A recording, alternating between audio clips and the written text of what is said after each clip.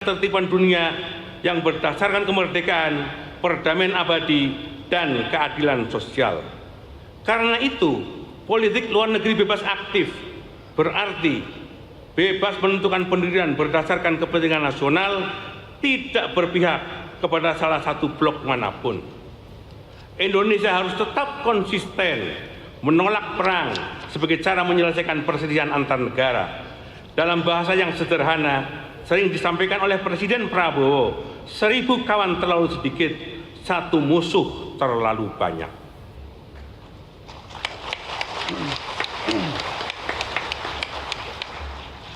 Serangan terhadap negara yang berdaulat tidak dapat dibenarkan. Kedaulatan wilayah dan kemerdekaan politik setiap warga wajib dihormati. Tidak boleh ada negara manapun yang merasa berhak untuk menentukan nasib bangsa lain. Karena itu, melalui mimbar yang terhormat ini, kami menyerukan penghentian perang di kawasan Timur Tengah dan di belahan dunia lainnya. Mengutamakan diplomasi sebagai jalan untuk membicarakan semua perbedaan. Kita tidak boleh kehilangan kata-kata dan kesabaran untuk mencari jalan perdamaian melalui meja perundingan. Perdamaian adalah keberanian untuk menahan diri, kesediaan mendengar, dan kemampuan menempatkan kehidupan manusia di atas ambisi kekuasaan. Dunia tidak membutuhkan perang, dunia membutuhkan keberanian untuk berdamai. Sidang majelis, saudara-saudara sebangsa dan setanah air.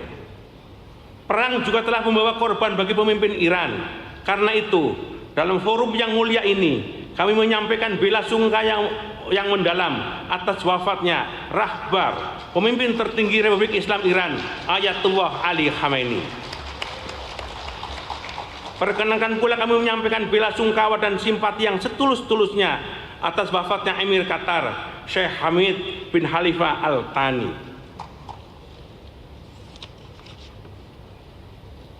Sidang majelis, saudara-saudara sebangsa dan setanah air. Dalam persoalan Palestina, sikap Indonesia tidak pernah berubah dan tidak pernah bergeser. Dukungan atas perjuangan Palestina bukanlah permusuhan terhadap satu agama atau bangsa. Dukungan terhadap perjuangan Palestina dan kemerdekaan Palestina berakar pada sejarah perjuangan bangsa dan konstitusi. Bangsa Indonesia mengalami sendiri pahitnya penjajahan perang. Karena itulah kita tidak dapat berdiam diri ketika bangsa lain masih hidup di bawah pendudukan dan kekerasan. Kita mendukung hak rakyat Palestina untuk merdeka, berdaulat, dan hidup secara bermartabat di tanah airnya sendiri. Rakyat dan bangsa Indonesia akan terus berdiri bersama rakyat Palestina. Sidang majelis, saudara-saudara sebangsa dan setanah air. Persatuan harus dirawat dari hari ke hari melalui keadilan, keteladanan, dialog, dan rasa saling percaya. Karena itu menjaga persatuan berarti menjaga keadilan. Kritik tidak boleh digunakan untuk merobek persatuan.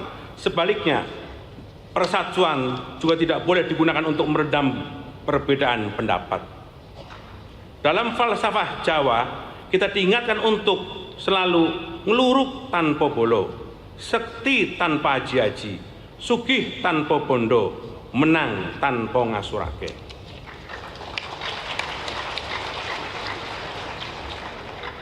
Kemenangan sejati bukanlah kemenangan yang meninggalkan luka pada saudara sebangsa.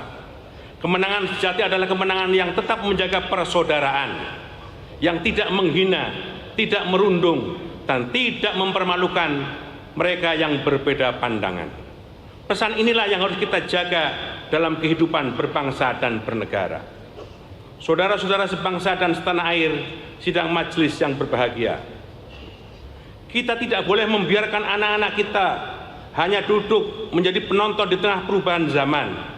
Mereka harus tampil menjadi penggerak zaman. Kita harus mendidik mereka bukan sekedar menjadi pintar, tetapi berintegritas. Bukan sekedar bersaing, tetapi tetap menjunjung tinggi gotong royong. Kita harus menguasai teknologi tanpa kehilangan kemanusiaan. Kita harus menguasai ekonomi tanpa mengorbankan lingkungan, dan kita terbuka pada dunia dengan tetap menjaga kedaulatan. Anak-anak kita harus tumbuh dalam karakter beriman, bertakwa, dan berakhlak mulia. Inilah makna kemajuan sejati yang berakar kuat pada Pancasila. Kemajuan yang tidak hanya memakmurkan kita hari ini, tetapi juga melestarikan bumi untuk anak cucu kita kelak. Saudara-saudara sekalian, sidang majelis yang berbahagia, menjelang peringatan kemerdekaan, marilah kita merenungkan kembali makna Sangsaka Merah Putih yang berkibar sebagai lambang pemersatu bangsa. Di bawah naungan Sangsaka Merah Putih, para pahlawan kita meneriakan kemerdekaan yang gemanya kita rasakan sampai sekarang. Dan hari ini tetap di bawah Sangsaka Merah Putih kita merajut masa depan. Jangan biarkan Sangsaka Merah Putih hanya berkibar di ujung tiang. Hidupkanlah semangat dalam keberanian membela kebenaran. Sidang majelis, saudara-saudara sebangsa dan setanah air, sejarah telah membuktikan bangsa yang besar bukanlah bangsa yang kebal dari kesulitan, melainkan mereka yang tidak pernah kehilangan harapan dan selalu memilih jalan untuk bersatu. Oleh karena itu, marilah kita menjadikan momentum kemerdekaan ini untuk meneguhkan tekad kebangsaan kita yang luhur. Marilah kita sekuat tenaga menjaga Republik Indonesia sebagai rumah bersama. Marilah kita bersama-sama merawat Pancasila sebagai titik temu kita semua dan menjalankan demokrasi dengan semangat kekeluargaan. Kita akan terus membangun ekonomi yang berkeadilan, mempersembahkan seluruh daya upaya demi terwujudnya cita-cita mulia Indonesia yang berdaulat, adil, dan makmur. Semoga Allah Subhanahu wa Ta'ala, Tuhan yang Maha Esa, senantiasa melindungi seluruh bangsa Indonesia dan menjadikan Indonesia menjadi negeri yang baldatun thayyibatun wa rabbun ghafur. Amin. Dirgahayu kemerdekaan Republik Indonesia yang ke-81, bersatu, berdaulat, adil, dan makmur. Sekali merdeka, tetap merdeka. Sidang majelis, saudara-saudara sekalian yang saya hormati, sebelum tutup kami diizinkan untuk membaca 3 buah pantun.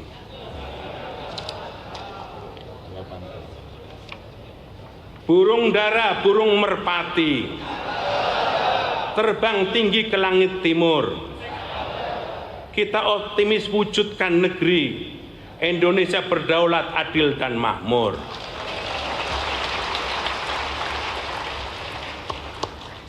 Kuda Sumbawa, kuda terkuat, dibuat lomba dapat piala. Kebijakan presiden yang merakyat menjadikan Indonesia semakin nyala.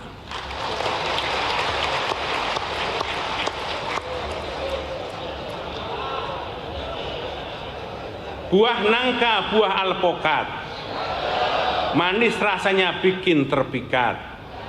Ini pesan untuk seluruh rakyat.